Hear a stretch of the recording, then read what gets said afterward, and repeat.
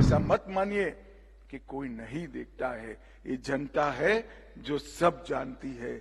आने वाले चुनाव में आपको मालूम पड़ेगा। हमारे मुख्यमंत्री केजरीवाल साहब हैं, उन्होंने जो जो कहा वो कभी नहीं किया। उन्होंने कहा था मैं कभी मुख्यमंत्री नहीं बनूंगा, 3 बार मुख्यमंत्री बने। उन्होंने पूरी चुनाव कांग्रेस के भ्रष्टाचार के खिलाफ लड़े। आज मोदी जी के सामने लड़ने के लिए कांग्रेस की गोदी में बैठकर कांग्रेस के भ्रष्टाचार की वाहवाही करें। शीला दीक्षित के खिलाफ भ्रष्टाचार पे कदम उठाएंगे। अब तक चुप्पी साधे हुए हैं और शीला जी की भ्रष्टाचारी कांग्रेस पार्टी के साथ आपने गठबंधन कर दिया। राजनीति में मित्रों 2 प्रकार के लोग होते हैं, एक जो कहते हैं वो करते हैं, और दूसरे प्रकार के लोग होते हैं कहते हैं उससे बिल्कुल उल्टा करते हैं। अब दिल्ली में ही दोनों प्रकार के लोग हैं।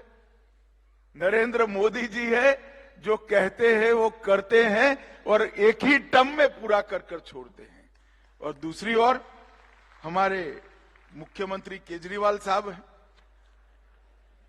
उन्होंने जो जो कहा वो कभी नहीं किया। मैं जरा आज उनको याद कराना चाहता हूं। मैं उस वक्त दिल्ली में ही रहता था, अन्ना का आंदोलन चल रहा था। मंच पर से बड़े जोर जोर से कहते थे कि हम कभी राजनीति में नहीं जाएंगे, हमारा भरोसा करिए। यही केजरीवाल कहते थे। और 26 नवंबर 2012 को उन्होंने अपनी राजनीतिक पार्टी बना दी। अन्ना बेचारे वहीं के वहीं बैठे हैं और वो मुख्यमंत्री बन गए। बोले उन्होंने कहा था मैं कभी मुख्यमंत्री नहीं बनूंगा, 3 बार मुख्यमंत्री बने। उन्होंने पूरी चुनाव कांग्रेस के भ्रष्टाचार के खिलाफ लड़े। आज मोदी जी के सामने लड़ने के लिए कांग्रेस की गोदी में बैठकर कांग्रेस के भ्रष्टाचार की वाहवाही करें। हलफनामे में कहा था कि हम वीवीआईपी की सुविधाएं नहीं लेंगे। सरकारी बंगला लिया, सरकारी गाड़ियां ली, सुरक्षा ली।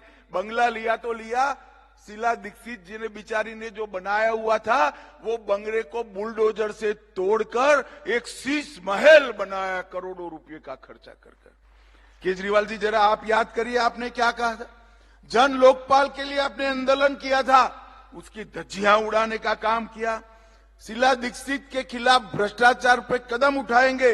अब तक चुप्पी साधे हुए हैं और शीला जी की भ्रष्टाचारी कांग्रेस पार्टी के साथ आपने गठबंधन कर दिया। और आज दिल्ली में फिर से एक बार आप भ्रष्टाचार की गंगा बहाने का काम किया। मित्रों, इनकी ये जो एनजीओ से मुख्यमंत्री तक की सफर है वो केवल और केवल वादा खिलाफी, झूठ बोलना, बार बार बोलना और सार्वजनिक रूप से झूठ बोलने से भरी हुई सफर है। और उनके भ्रष्टाचार के लिए भी आज कांग्रेस पार्टी के भ्रष्टाचार की हम बात करते हैं। कोल ब्लॉक हो, कॉमनवेल्थ हो, 2G का घोटाला हो, Sharda chit fund, INX media, Aircel, अंतरिक्ष, land for job, Panchkula Gurgaon में भूमि का आवंटन, Jammu Kashmir cricket association, Embraer deal, Hawk aircraft, Agusta Westland, Bofors, Maruti घोटाला, ये सारे घोटाले की निंदा करने वाले केजरीवाल जी स्वयं आज क्या हुआ बताइए मुझे। दिल्ली में शराब घोटाला हुआ। ये शराब घोटाले में मुझे एक बात पर दिल्ली वासियों का खास ध्यान दिलाना है। पहली बार देश में ऐसा हुआ है कि किसी राज्य का शिक्षा मंत्री शराब घोटाले में जेल में गया है।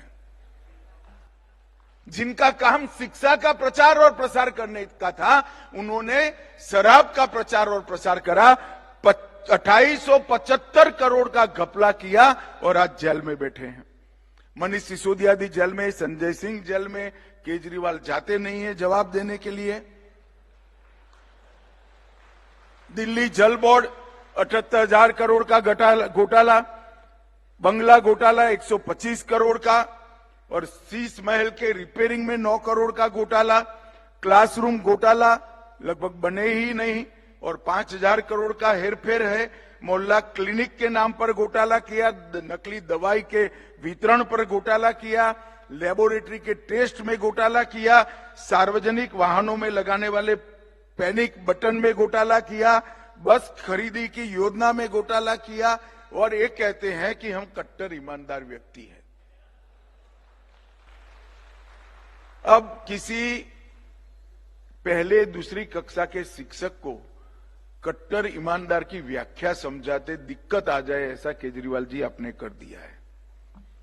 इतने सारे घोटालों की सीरीज दिल्ली में की है, और अब वो राष्ट्रीय चुनाव लड़ने के लिए अंत में कांग्रेस की गोदी में बैठ गए। जिस कांग्रेस को गाली बोलकर आप सत्ता पर आए तो दिल्ली की जनता को कहा था हम भ्रष्टाचार से मुक्त करेंगे, आपने तो स्वयं भ्रष्टाचार किया ही किया।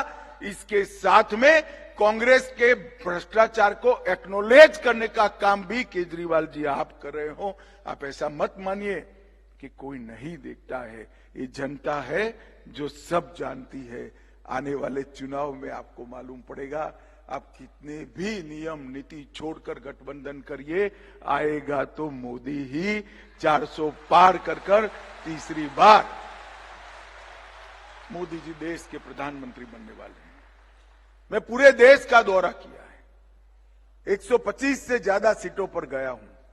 मैं आपको बताता हूं मित्रों, उत्तर गया, दक्षिण गया, पूरब गया, पश्चिम गया, मध्य में रहा, हर जगह पे आज युवा हो, महिला हो, बुजुर्ग हो, सभी लोग नरेंद्र मोदी के समर्थन में खड़े हुए दिखते हैं, क्योंकि 10 साल के अंदर मोदी जी ने देश को समृद्ध किया है, शिक्षित किया है, मोदी जी ने देश को सुरक्षित किया है, और इस देश से आतंकवाद और नक्सलवाद को समाप्त करने का काम हमारे प्रधानमंत्री नरेंद्र मोदी जी